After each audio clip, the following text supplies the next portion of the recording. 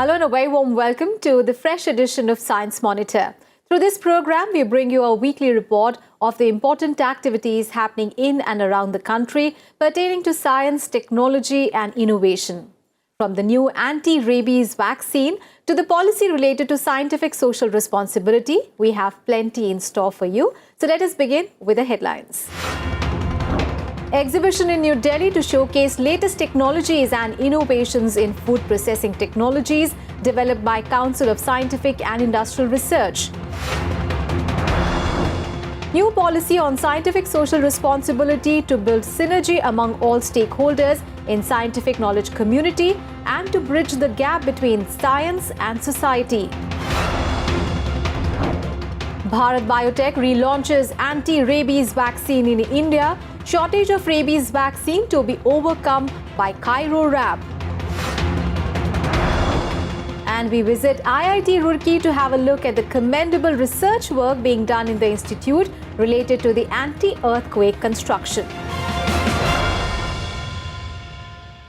And now the news in detail.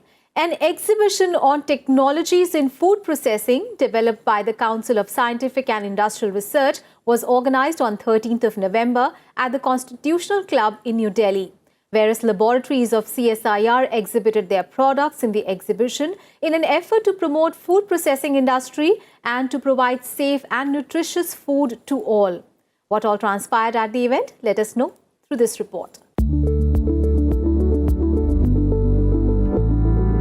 The Council of Scientific and Industrial Research is continuously developing food processing techniques along with its other research works. To display these technologies to industries and society, an exhibition on technologies in food processing developed by CSIR was organized on 13th November in New Delhi. The exhibition, organized in collaboration with the Ministry of Food Processing Industries and ASSOCHAM, was inaugurated by Union Minister of Science and Technology, Earth Sciences and Health and Family Welfare Dr. Harshvardhan, who appreciated the food products developed by CSIR. Health के लिए nutritive value के point of view से side effects रहित जिसको कह सकते हैं food वो, और फिर फूड जो जिसे आजकल तो हम लोगों ने ईट राइट इंडिया मूवमेंट भी लॉन्च किया हुआ है, हर दृष्टि से ये बेहतर है. On this occasion, scientists from different CSIR laboratories across the country displayed different types of food items developed with the help of science and technology. These foods have also taken care of taste along with the nutritional elements. One such product is Karupu Kavani rice, that is traditionally grown in southern Tamil Nadu, and the farmers used to grow long time, but it's not familiarized that rice. That is the low GI. Even oats is 62 glycemic index. This rice has only 52 glycemic index. But problem in that color is black color. So kids may not love to eat and we may not love to eat. So what we did, we converted into the pasta and rice flaky and noodles. So people can eat and it has the good amount of protein and fiber. Different laboratories of CSIR are experimenting with various kinds of food to cater to the needs of different sections of the society. Like Central Institute of Medicinal and Aromatic Plants or CIMAP in Lucknow has developed certain foods for midday meal in schools, keeping in mind the nutritional requirement of the growing children.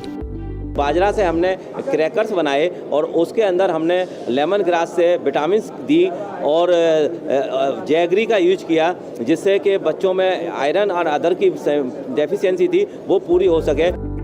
CSIR laboratories are not only helping to build a healthy society by improving food processing and preserving technology, but also contributing towards making the nation self-reliant in the field of food processing. There is a lot of excitement in the scientific community of India regarding a new policy. The policy revolves around the responsibility of science towards society. Under this policy, efforts will be made to find better ways to transfer scientific knowledge and its benefits to the society and to facilitate easy access to scientific resources and knowledge. Let us know more about this policy through our special report. Like every section of society, scientists too have an important responsibility. The responsibility towards society. Society provides funds to the government in the form of tax. A part of taxpayers' money is used in scientific research. In return, the scientific community also has an obligation to contribute to the welfare of the taxpayers. There are various aspects of social welfare such as rural development, empowerment of women, scientific and technical support to industries, etc., that can be enhanced by the scientific talent of our country. Keeping this point in mind, new government policies scientific social responsibility has been introduced which will bridge the gap between the science and the society. There can be numerous advantages of this policy.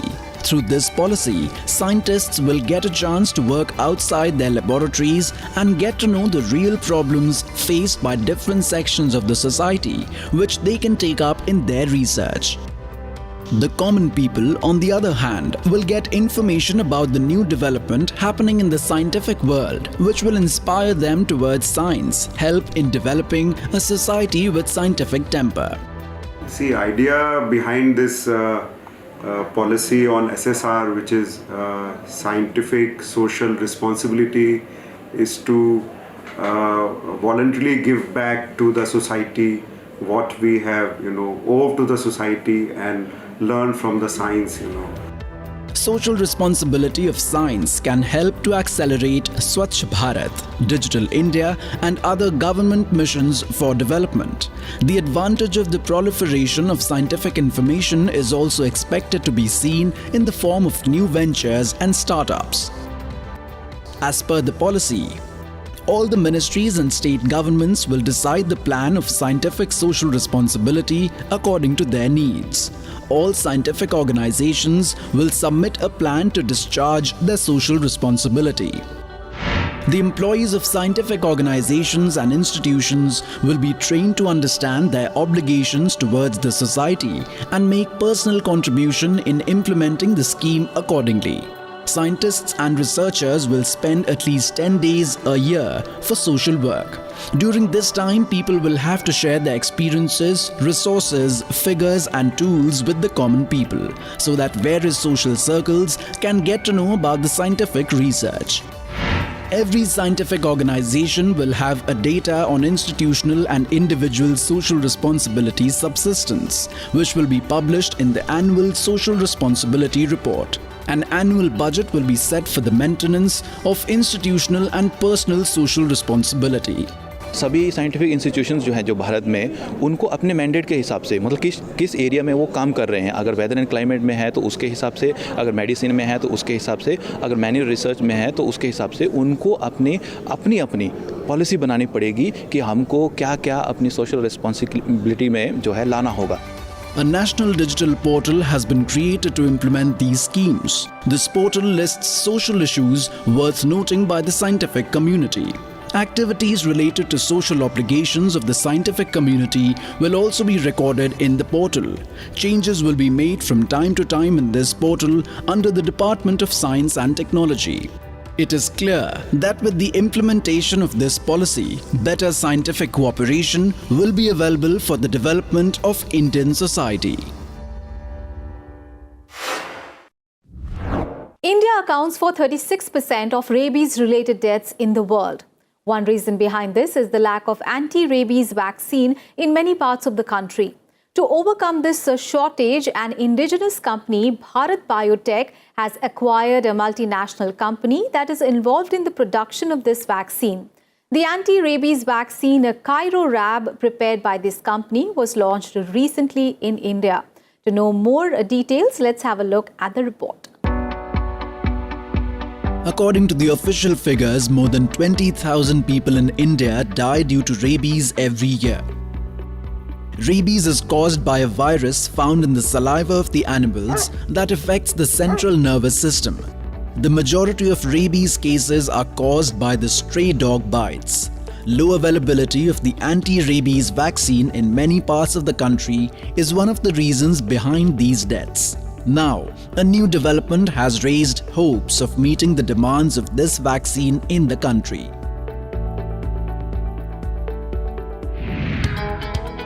On 13th November, Bharat Biotech subsidiary, Kiran Behring launched anti-rabies vaccine in New Delhi under the brand name Cairo-Rab.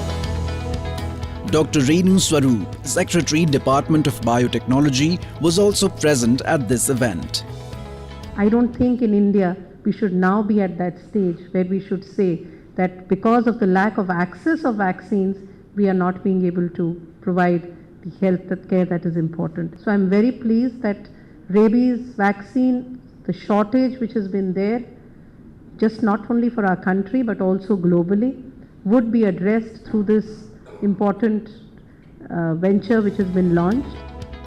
The relaunch of this vaccine, which was earlier manufactured under the brand name of Rabipur, is very significant as the country is facing acute shortage of the vaccine. The launch of this vaccine will help to meet the demands of the hospitals as well as pharmacies of the country. The capacity of the Bharat Biotech along with its new subsidiary has reached the figure of 27 million doses annually. Bharat Biotech will be doing separately and Kiran Behring will be doing separately. Both will be separate. With these two companies together, there will not be any shortage of rabies vaccine in the country. Today it's a severe shortage of rabies vaccine. So I don't want people to die of rabies death in this country. Cairo-Rab is the purified chick embryo cell vaccine and has been approved by the World Health Organization. Usually 3 to 4 doses of the vaccine are needed within 2 weeks of the animal exposure to treat the infection effectively, and the combined cost of the doses varies between 1,000 to 2,000 rupees. Cairo-Rab supplies will be made available to government hospitals in various states through tenders, and the remaining will be available for private markets and exports. And now it is time for a short break. Stay tuned to watch more interesting reports.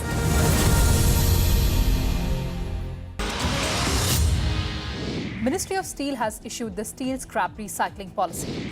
The government has shown its intentions, all credit to it. Government has got both the ministries on board, all credit to it. Government has been able to identify, all credit to it. Now, real work starts. Legislation is okay, administration has to take. This scrap, two things are happening. One, it's coming within the ambit of the economy. And second, this scrap can be effectively utilized for future production. You've got such a large import bill on scrap. So job creation, direct, there'll be some direct benefits clearly, but I believe the indirect benefits will be much larger. Steel is going to be a major mover and shaker of this economy. I do believe that consumption of steel, reusable steel, converting scrap into steel and making steel more efficient use is going to help the economy in general and is bound to create jobs in every sector.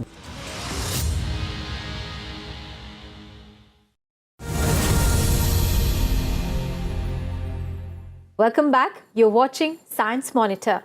The Science and Technology Institutes of India have contributed tremendously in the development of the nation. Keeping with the changing times, these institutes have provided numerous solutions to the ever-changing problems of the country. Today, we will visit one such institute in Roorkee to see how continuous research done by its Department of Earthquake Engineering is helping to reduce the impact of disasters like earthquakes. Let us see the report to know more. Indian Institute of Technology, Roorkee. This institute was established in 1847 as the first engineering college of the British period. In 1854, the college was renamed Thomson College of Civil Engineering. It was also the first engineering college to be given the status of university after the independence. In 2001, it was incorporated into the Indian Institutes of Technologies. Since its inception, the institute has been considered the best in the field of civil engineering. In 1960, a dedicated earthquake engineering department was established that offers a master's degree in structural dynamics, soil dynamics, and seismic vulnerability and risk assessment.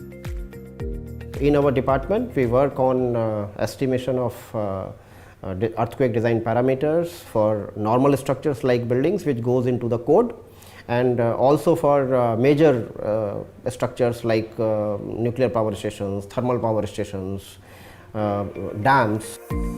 The department has its own earthquake observatory, where seismic sensors ranging from traditional seismographs to the state-of-the-art broadband seismograph have been installed for earthquake monitoring and to study seismic waves.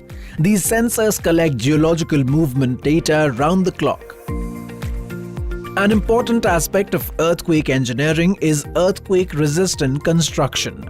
And for this, a number of laboratories have been set up in this department where hydraulic machines and other equipment test the endurance of the constructions by creating seismic waves. The tests demonstrate the resistance of the construction at different frequencies.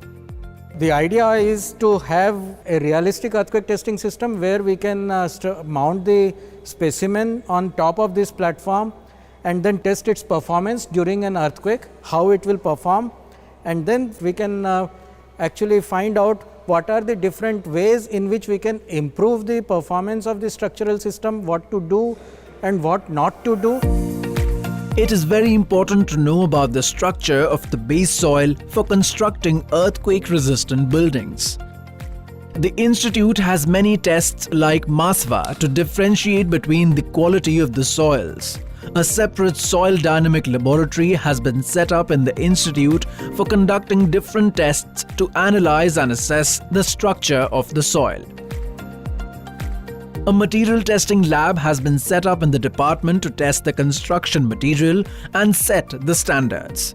Here, the scientists test the load-bearing capacity and elasticity of the construction material, along with the impact of vibration on the material. Indian Institute of Technology, Roorkee is among those institutes of the country that not only produces scientists and engineers, but also plays a key role in developing safe and secure modern India. And now let's have a quick look at some other science and technology stories from in and around the country in our segment Science Express.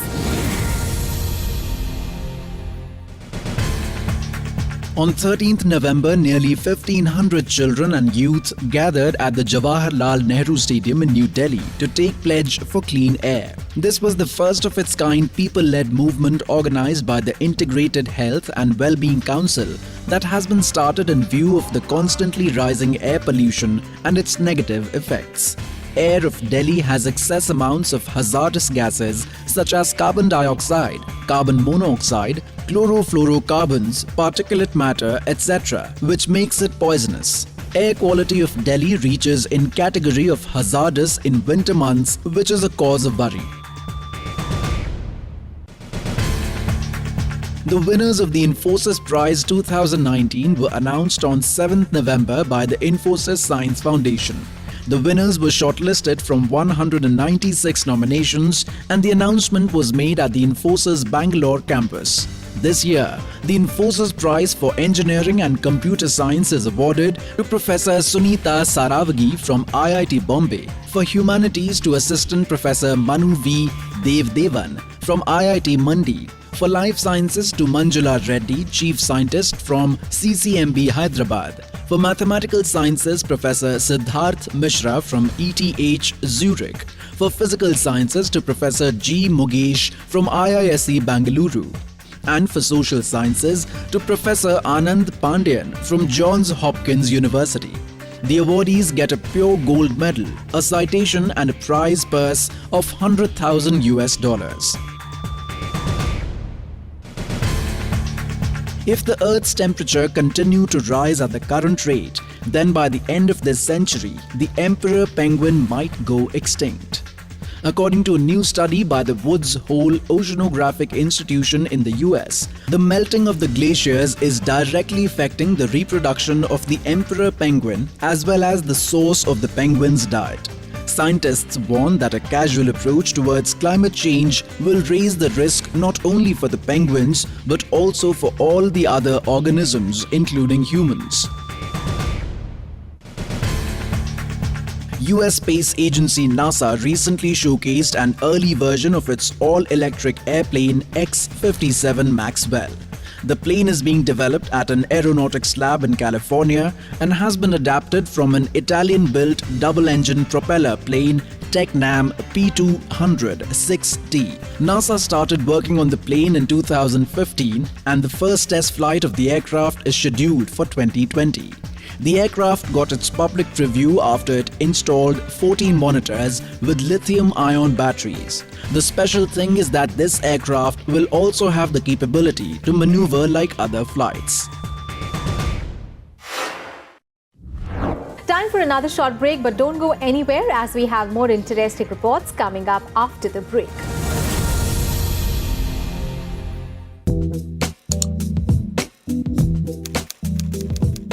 Million people have now given the thumbs up to Rajya Sabha television.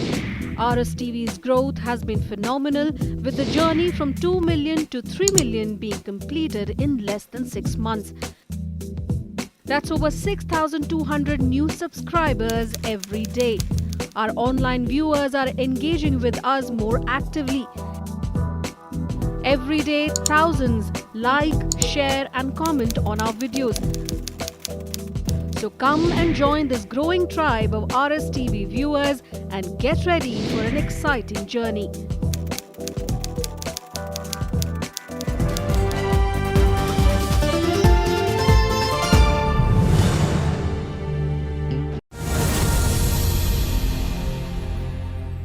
Welcome back. You're watching Science Monitor. A form of women empowerment and independence was seen at the 5th India International Science Festival held in Kolkata this year. Women from all over the country participated in different sessions of the Women Scientists and Entrepreneurs Conclave organized at the festival and got inspired by interacting with the women leaders in science and technology. Let's have a look at the report to know more. Women have proved themselves time and again in almost every professional field. Apart from managing homes and offices, more and more women are now entering male-dominated areas ranging from research laboratories to space missions. Still, the participation of women is not entirely satisfactory, especially in areas pertaining to science and entrepreneurship. To understand the reasons behind it and to encourage women in the field of science and innovation, Women Scientists and Entrepreneurs Conclave was organized at the India International Science Festival 2019 in Kolkata. Women delegates from all over the country interacted at this conclave and shared their experiences regarding the current status of women in science. I am sure that events like this will really take all the women things to get out of their comfort zones and move on ahead and show what we are capable of. But I think it will not be incomplete by saying that the women have reached, but have the men reached? The two-day conclave had 6 different sessions like Stellar Women in Global Science, Women in STEM, Opportunities and Challenges for New India, Women Leaders and Achievers in Science, Technology and Innovation for Rise in India. The sessions were aimed to promote women in higher research careers in science and technology and to encourage S&T-based sustainable entrepreneurship among women.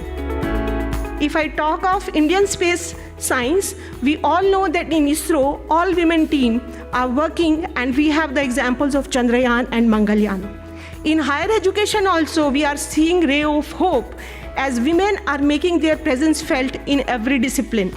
There is a strong need that these women complement the efforts of men in science and technology for a qualitative, sustainable development. The conclave shattered many myths and empowered the young women by providing right information to pursue science and innovation. Several grassroots innovators also participated in the program and impressed others by their success stories. मैं ये चाहती हूँ कि हर एक महिला जो आगे आएगी तो उसका मान सम्मान जब उसको मिलेगा तो वो इतनी खुश होगी कि वो हर एक महिला को यही प्रेरणा देगी कि जिस तरह से मैं बढ़ रही हूँ उसी तरह से आपको भी बढ़ना है. Overall, this event not only encouraged the women to get actively involved in the scientific endeavors, but also highlighted the need of women's participation to promote inclusive and sustainable growth of the country. The conclave ended with the closing of the IISF 2019, but inspired the young women to pursue science and start a new chapter in their lives. And finally, it is time to know what are the contributions of this week to the field of science and technology. So let us have a look at our special segment, History of Science. On 18th November 1906, American biochemist George Wald was born in New York. Wald is known for his work in pigments in retina of the eye. While studying as a National Research Council Fellow in Germany, Wald found that vitamin A is an important component of pigments in the retina and is therefore important to maintain vision. In the early 1950s, he succeeded in understanding the chemical reactions involved in the retinal cell's vision process. These cells, which are useful for nighttime viewing, are called rod cells. It was George Wald who first identified light-sensitive visual pigments of yellow, green, red and blue. His research also showed the role of vitamin A in making pigments of 3 colors and proved that color blindness occurs due to the deficiency of one of these. Wald was awarded the Nobel Prize for Physiology or Medicine in 1967, along with 2 other medical scientists for his work. On 19th November 1997, Kalpana Chawla became the first woman of Indian descent to go into space. Kalpana Chawla was among the 6 crew members of the American space shuttle Columbia. The space mission was launched from Kennedy Space Center, Florida, and the astronauts stayed in space for 16 days and carried out many activities, including spacewalk. Kalpana Chawla lost her life while returning from her second space journey on 1st February 2003. On 21st November 1783, the Montgolfier hot air balloon with human passengers made its first free flight. The balloon carried Royal Academy's Frenchman Jean-François Pilatre de Rosière and his friend François-Laurent Marquis de Arlandis. The balloon flew about 910 meters above the western outskirts of Paris for 25 minutes and covered a distance of 9 kilometers. That's all in today's edition of Science Monitor. Do tell us how do you like our program. You can send your feedback and suggestions through email. Our email ID is news@vigyanprasar.gov.in. You can also write into us at Vigyan Prasar, 5th floor, Prithvi Bhavan, Lodi Road, New Delhi, 110003. We'll meet you again next week with the new informative stories on science and technology. Till then, keep watching Rajya Sabha TV and think scientifically.